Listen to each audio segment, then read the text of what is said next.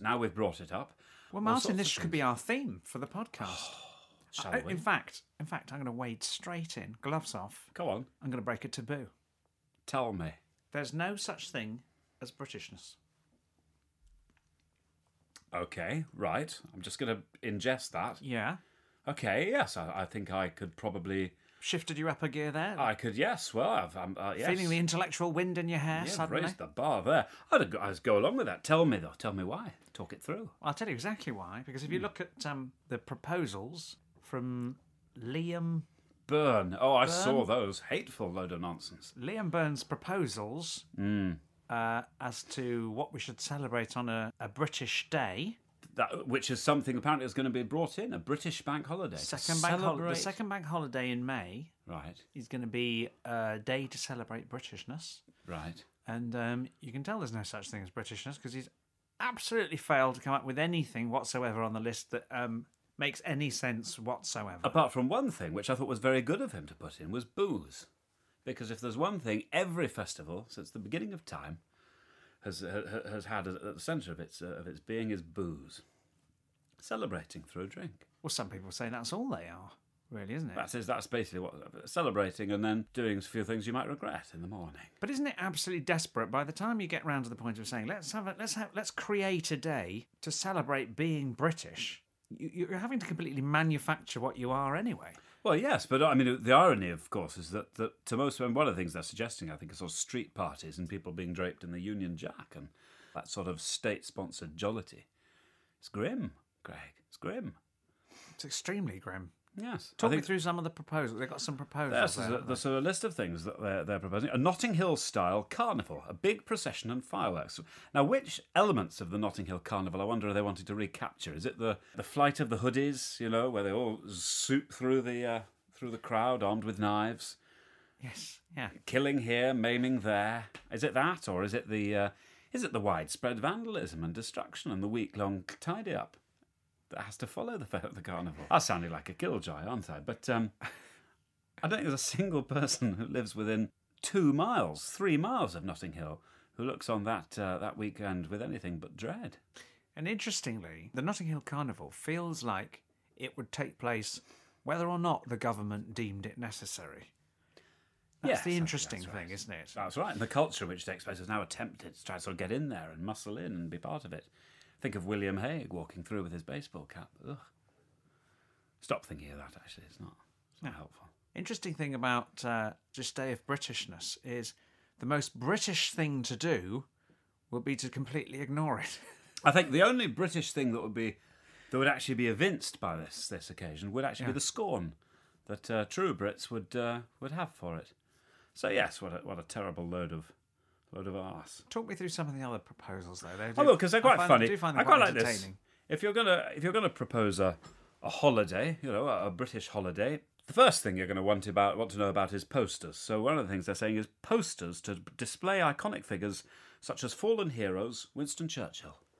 Where do you put posters on a day? Where do you on billboards? What's that? Where do you put your posters? In your windows. In windows. Put a poster of Winston Churchill in your window. Woohoo! Yes, and some fallen heroes. I mean, what are you thinking? Michael Barrymore or Gary Glitter, perhaps? Put him on. That would get things going with a bang, wouldn't it? Next one.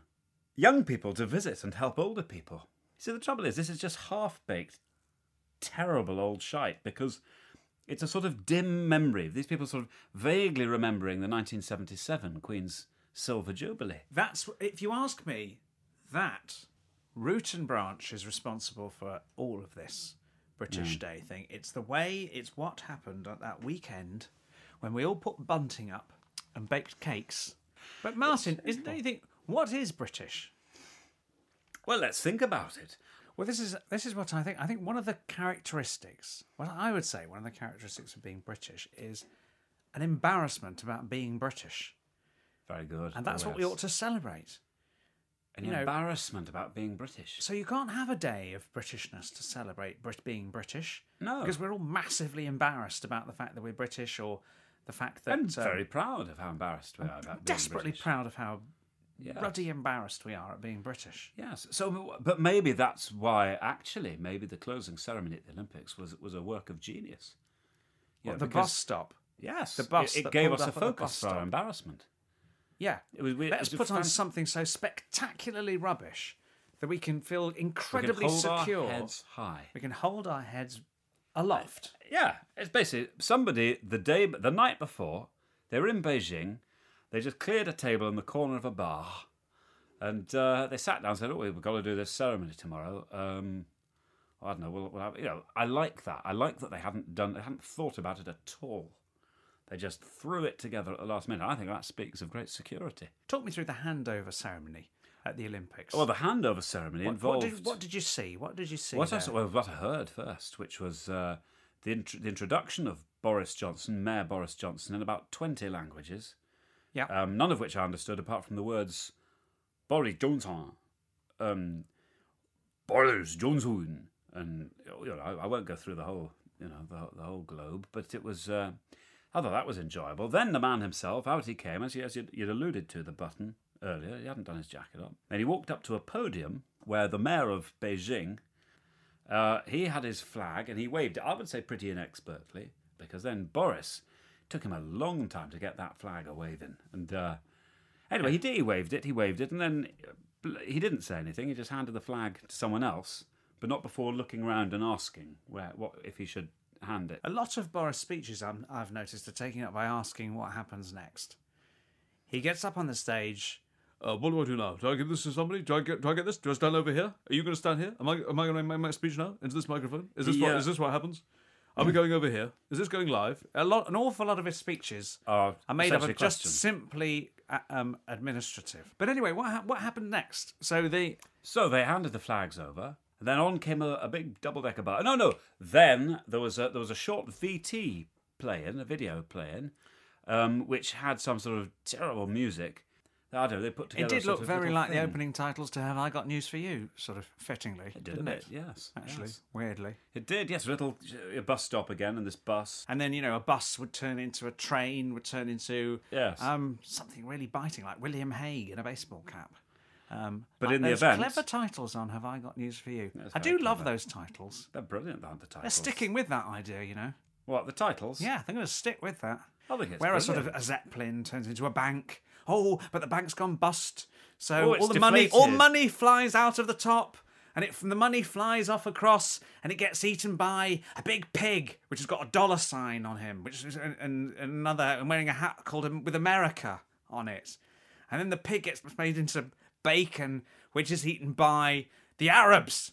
That's the typical titles of Have I Got News. A little bit of Roger. Maybe a boot comes in and stamps on the Arabs, and the boot says oil or something. That's good. And it's brilliant. It is. They should stick with it. They really should, because one day it's going to be funny. So they had the handover ceremony. You're right. There was a little Have I Got News for You style ad. Ad for Britain. Here's Britain. Basically, a lot of people waiting at a bus stop. Then we come back to Beijing, and magically, there they all are. Dancing. A lot of people dancing with umbrellas. It was a bus stop, wasn't it, basically? At a bus stop. That was our presentation. People waiting in the rain at a bus stop. And then a bus comes along, and none of them get on the bus. Because the bus, in a sort of awful echo of 7-7, I thought, where the top of the bus just goes and sort of comes out. I thought that was important. It looked like, at one point, I thought, they've turned the bus into a tank, and we're just going to go and bomb some Arabs. But it didn't turn out to be nearly that satirical. I would imagine that wouldn't have gone down universally. It's probably not one for the global village. Not one for the global village. But it turned into a hedge in the end. We were all right. It turned out it was a hedge, didn't it? They were hedging their bets. But what I'm saying is, yes. you may watch that and think, I've just seen the most spectacular dog's breakfast of a changeover ceremony ever in the history of the Olympics, or indeed any multinational event. But no, I would say that uniquely defined Britishness, right down to the logo, which, let's face it... Oh, that is terrible, yes. That looks like... Well, I don't know, it looks like it's just like a splat. It looks like a cyclist who's failed to see a plate glass window, doesn't it? And just sort of ended up flattened on it. Yes. Sort of mangled, a mangled, vaguely human form.